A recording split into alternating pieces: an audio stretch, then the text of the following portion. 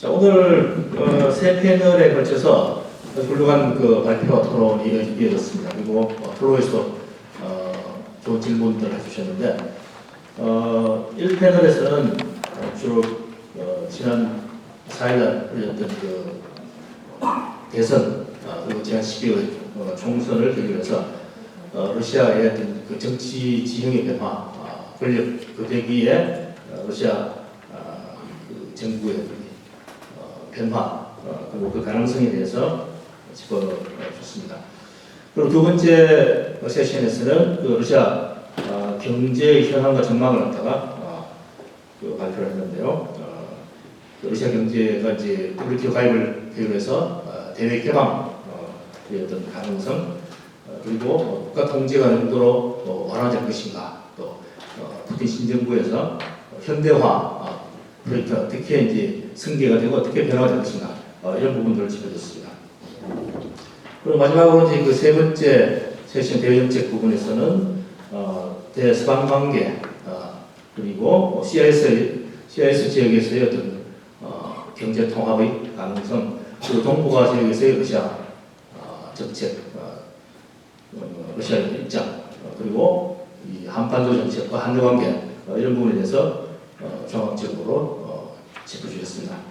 그래서 이번 세션에서는 발표자들이 똑같은 이야기를 반복하는 것이 아니라 그동안에 이제 프로에 계셨던 분 중에서 좀 그 질문을 더 보충적으로 드려서 그 견해를 좀 더 자세하게 듣고 싶다든지 혹은 코멘트 하실 그런 내용이 있다 하시는 부분을 중심으로 해서 주로 플로어에 계신 분들이 참여하시는 그런 방식으로 이 세션을 진행하고자 합니다. 말씀하실 분은 그 손을 들어서 다른 건을 갖다가 얻어서 자신의 소속 그리고 성함 말씀하시고 질문하시면 되겠습니다.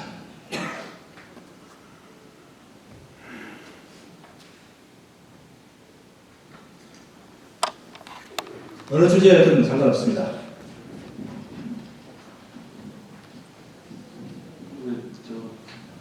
외대 홍원석입니다. 강봉 교수님께서 아까 아침에 강윤희 선생님 질문에 대해서 러중 관계에 대해서 설명을 해주셨는데 지금까지 1996년도에 러중 사이의 전략적 동반장제를 맺은 이래 지금까지 양국 관계에 있어서 유사인의 최대 황금 밀월기를 구가를 하고 있는데 기본적으로 중국과 러시아는 강한 헤게모니 지향성을 갖고 있는 국가이고 또 세계에서 가장 영토가 많고 영토가 넓고 인구가 많은 인구 대국과 영토 대국이 긴 국경선을 마주하고 있다 이거죠. 근데 역사적으로 보면은 같은 사회주의 이데올로기 동질구임에도 불구하고 전쟁까지 치는 그런 선례가 있지 않습니까? 러시아하고 중국하고. 근데 과연 무엇이 이 오랜 기간 동안 이 양국 관계를 밀월 관계, 아주 긴밀한 협력 관계로 추동을 했느냐? 물론 여러 가지가 있겠습니다만은 제 생각에는 미국 요인이 가장 컸다고 봅니다. 그러니까 견미 반패권주의라는 동일한 전략권에 기저해서 그런 요인들이 양국 관계를 밀접하게 결탁을 시키는 가장 큰 요인이 아니었나 생각이 드는데 그렇지만 러시아도 이제 서서히 자기 근육질을 강화하고 힘의 외부 투자 능력을 서서히 이제 실현하는 그런 입장에서 푸틴 집권 상기가 될 것인데 그러다 보면은 이제는 잠재되어 있던 양국 사이의 모순들과 또는 그런 부조화들이 서서히 수면 위로 드러나지 않을까. 물론 그렇게 단선적으로 설명할 수는 없습니다. 물론 여러 가지 요인이 미국이 앞으로 어떤 정책을 펼칠 것인가도 양자관계를 규정하는 굉장히 중요한 요인이긴 하겠습니다만은 근데 앞으로 푸틴 집권 3기는 과거와는 다르게 서서히 러중 사이에 균열작용이 드러나고 조금씩 간극이 벌어지지 않을까 하는 그런 생각을 해보게 됩니다. 특히 러시아의 배타적인 세력보에 나갈 수 있는 중앙아시아 지역에 대한 중국의 진출이라든가 또 지금은 양국 관계가 아주 호전되어 있기 때문에 가려져 있지만 극동 지역의 중국인들의 월계 문제라든가 등등 잠복소 분쟁의 씨앗들이 사실 굉장히 많이 있긴 한데 그게 사실 가려져 있다고 보여지거든요. 우리 강봉 교수님께서는 앞으로 중로 관계를 어떻게 전망하시는지 전해를 말씀해 주시면 감사하겠습니다.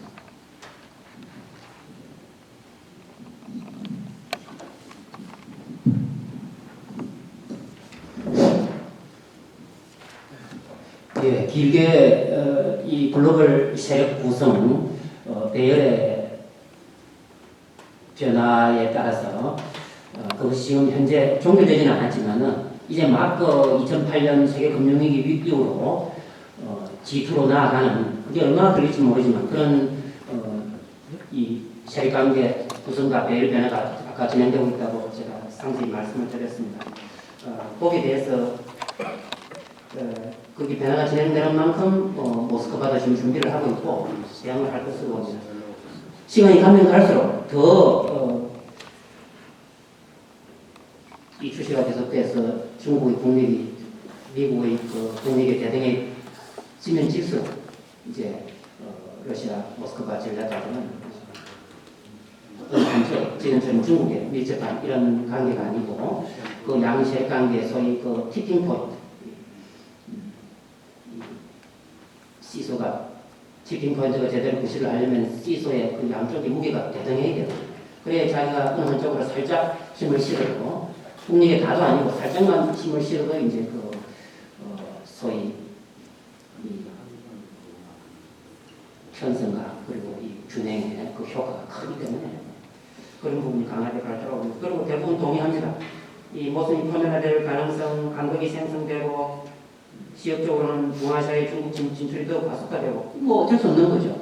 중국의 경제력이 커지니까 그 경제력이 중앙아시아 지역에 조금 더 위협적이지 않게, 공세적이지 않게 저는 이게 프로젝션 되는 거라고 봅니다.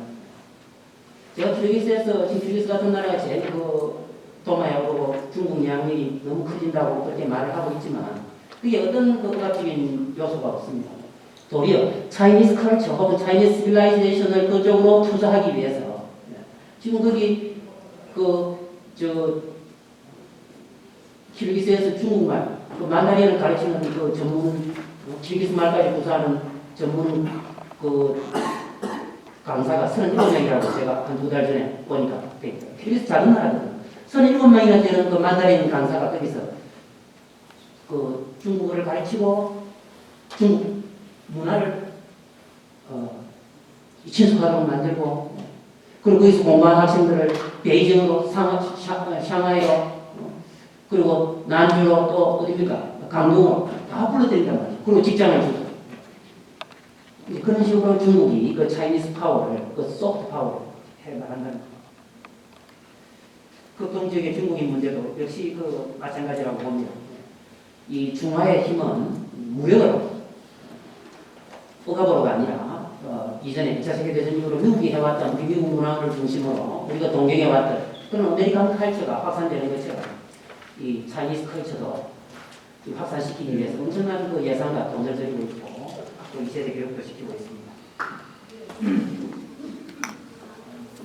그래서 이 중국이 너무나 노골적으로, 군사적으로, 무력적으로, 정치적으로 그런 침투 전략을 한다면 모스크바랑 이런 모순이 포면화될 가능성이 훨씬 앞당겨지겠지만 중국은 그런 사실을 잘 알고 있기 때문에 예측하고 있기 때문에 조금 전에 말한 바대로 그런 접근 방법을 쓰고 있다고 말씀을 드릴 수 있겠습니다. 좀 이 생각하고 상세한 건 여기 이 내용 안에 상당히 다루고 있다고 봅니다. 고맙습니다.